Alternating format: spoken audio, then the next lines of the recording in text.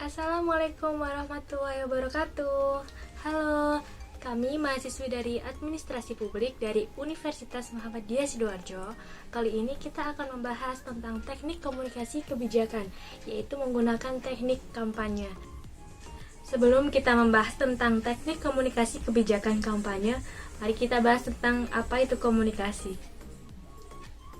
Komunikasi adalah sebuah proses di mana partisipannya membuat dan bertukar informasi dengan orang lainnya yang bertujuan untuk mendapatkan pemahaman pesan dan mengubah sikap penerima.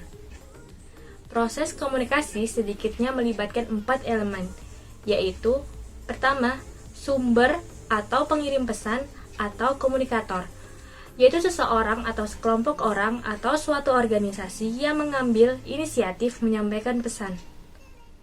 Yang kedua, pesan, yaitu berupa lambang atau tanda seperti kata-kata tertulis atau secara lisan, gambar, angka, atau gestur. Yang ketiga, saluran, yaitu sesuatu yang dipakai sebagai alat penyampaian atau pengiriman pesan, misalnya telepon, radio, surat kabar, majalah, TV, gelombang udara, dalam konteks komunikasi antar pribadi secara tatap muka.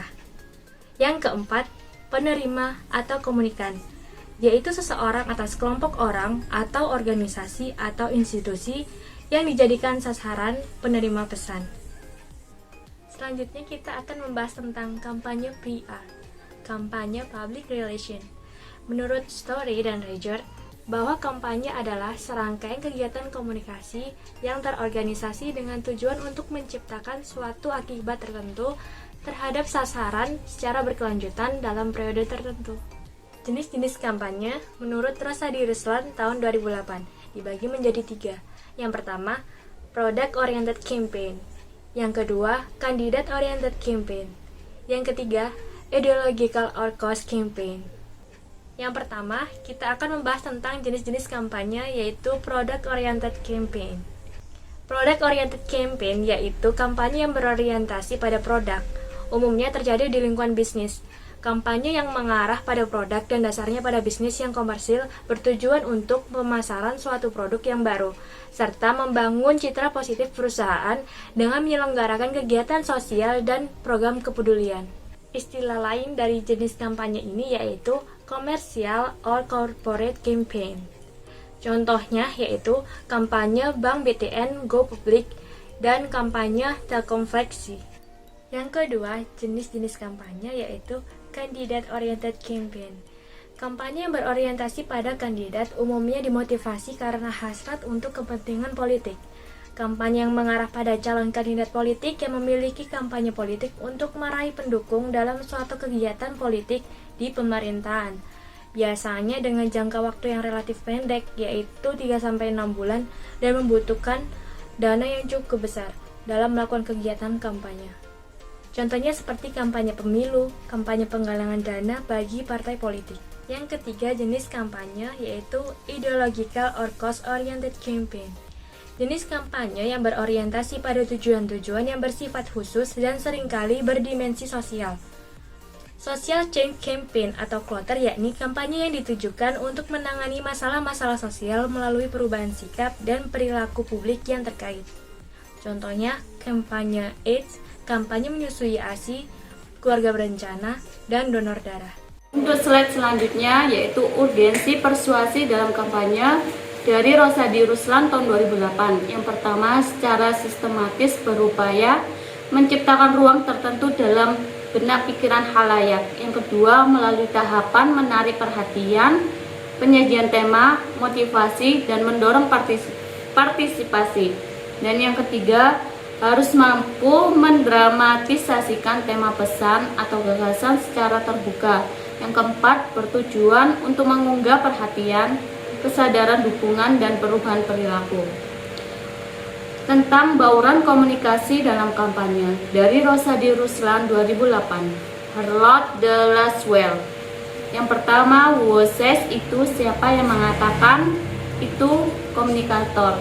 Say what itu mengatakan apa, yaitu pesan. In what channel itu melalui saluran apa, yaitu media.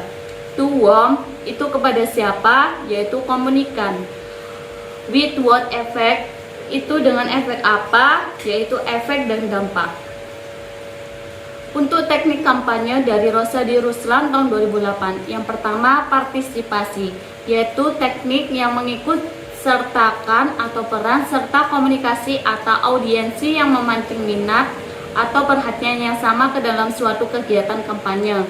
Yang kedua, asosiasi, yaitu menyajikan isi kampanye yang berkaitan dengan suatu peristiwa atau objek yang seru dan ramai dibicarakan agar dapat memancing perhatian masyarakat. Yang ketiga, teknik integratif. Teknik ini untuk menyatukan diri komunikator kepada halayaknya secara komunikatif dengan mengucapkan kata-kata. Dan yang keempat, teknik ganjaran. Ini mempengaruhi komunikasi dengan suatu ganjaran atau menjadikan sesuatu dengan hadiah. Terus yang kelima, teknik penataan patung es. Ini merupakan suatu upaya dalam menyampaikan pesan suatu kampanye sedemikian rupa sehingga enak dilihat, didengar, dibaca, dirasakan, dan sebagainya. Untuk yang keenam, memperoleh empati.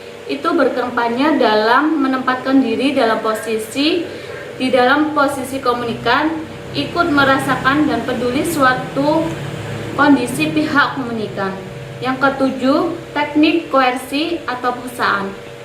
Dalam komunikasi melakukan kampanye lebih menekankan suatu paksaan yang dapat menimbulkan rasa ketakutan atau kekhawatiran. Selanjutnya, komunikator dalam kampanye Rosadi Ruslan 2008 atau Antar Venus 2009. A. Komunikator adalah yang mampu menjelaskan atau menyampaikan suatu kegiatan dan program kerja kepada publiknya, sekaligus perwakilan bagi organisasi maupun lembaga. B. Sebagai komunikator, orang yang berkampanye harus berperan sebagai kreator, konseptor, dan problem solver. C. Kredibilitas komunikator menurut Venus 2009. Selanjutnya, aspek kepercayaan. Karakteristiknya yaitu berkaitan dengan moral, bukan soal kemampuan, kejujuran, keputusan, dan adil. Yang kedua, keahlian.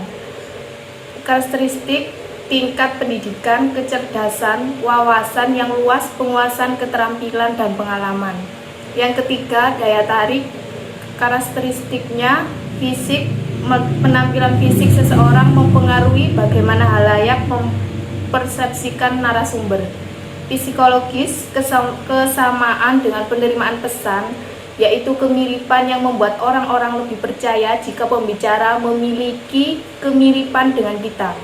Yang keempat, faktor pendukung lainnya, keterbukaan, ketenangan, dan kemampuan bersosialisasi yang mempermudah pendekatan dengan audiens.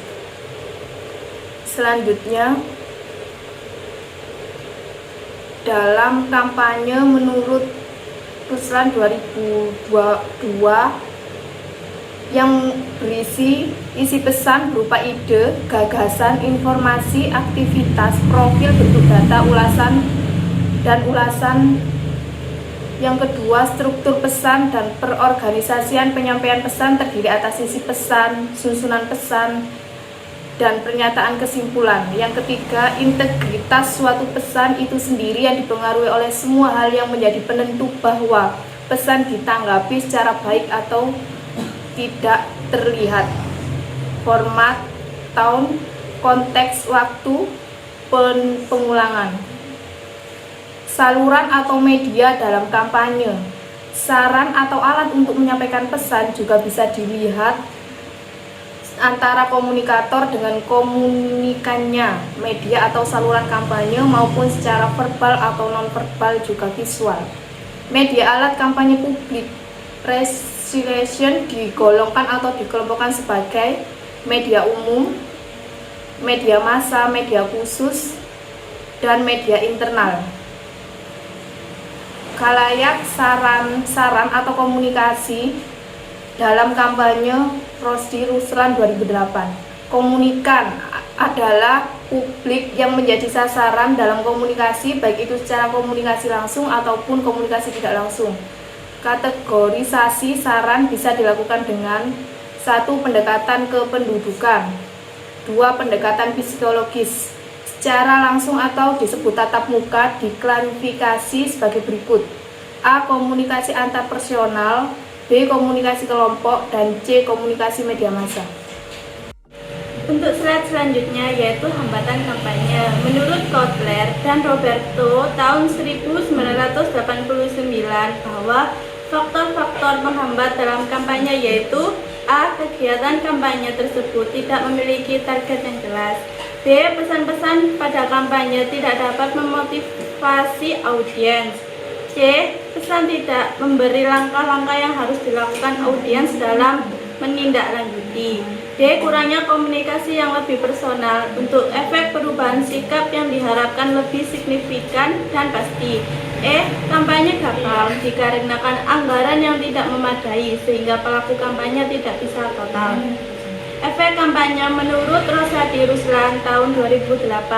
Efek atau dampak yaitu respon atau reaksi setelah proses kampanye berlangsung. 2. Berhasil, yaitu citra positif dan perubahan sikap, opini perilaku sesuai tujuan kampanye. 3. Gagal, yaitu citra negatif dan tidak ada perubahan bahkan berlawanan sikap opini dengan tujuan kampanye. 4. Kelompok respon khalayak meliputi 1. Pendukung, 2. Penentang, 3. Tidak peduli. J. Kaufman mengkategorikan segi efektifnya suatu kampanye dilihat dari segi tingkat ketercapaian tujuan kampanye, yaitu 1. Merebut perhatian khalayak yang berkaitan dengan tempat target audiens, 2. Menyampaikan pesan yang dapat dimengerti dan pesan dapat dipercaya, 3. Pesan yang disampaikan dapat mempengaruhi keyakinan dan pemahaman audiens yang menyediakan informasi, memberikan perhatian langsung, dan memicu norma-norma perubahan yang ada. 4. Menciptakan konteks sosial ke arah hasil yang menarik, memberi dorongan untuk mengarahkan bentuk perilaku tertentu. Strategi kampanye. Menurut Rosadi Ruslan tahun 2008, strategi yaitu perencanaan strategis dan manajemen untuk mencapai tujuan kampanye, mengubah sikap, opini, perilaku. 2. Strategi planning yaitu SMART, specific, measurable, achievable, relevant, and time-bound. 3. Manajemen meliputi perencanaan, pengorganisasian, pelaksanaan, dan monitoring evaluasi. 4. Tujuan strategi kampanye yaitu A. To score understanding, yaitu memastikan terjadinya suatu pengertian. B. To establish acceptance, yaitu membina penerimaan atau dukungan. C. To motive action, yaitu memotivasi perubahan sikap, opini, dan perilaku. D. Untuk mencapai tujuan kampanye. Proses strategi kampanye meliputi A. Pesan dibuat sedemikian rupa dan menarik perhatian. B. Pesan dirumuskan melalui lambang-lambang yang mudah dimengerti dan dipahami. C. Pesan menimbulkan kebutuhan pribadi komunikan. D. Pesan merupakan kebutuhan yang dapat dipengaruhi sesuai dengan kondisi atau situasi komunikan. Simpulan. Jadi bisa disimpulkan bahwa komunikasi adalah sebuah proses di mana partisipannya membuat dan bertukar informasi dengan orang lain yang bertujuan untuk mendapatkan pemahaman pesan dan mengubah sikap penerima. Keberhasilan suatu kampanye dilihat dari faktor pesan, saluran, komunikator, khalayak, dan cara penyampaian dari pesan tersebut terhadap komunikan, dan tujuan dari kampanye tersebut berhasil dilakukan. Cara penyampaiannya sangat berpengaruh agar tidak dapat mengganggu atau menghambat kelancaran proses komunikasi.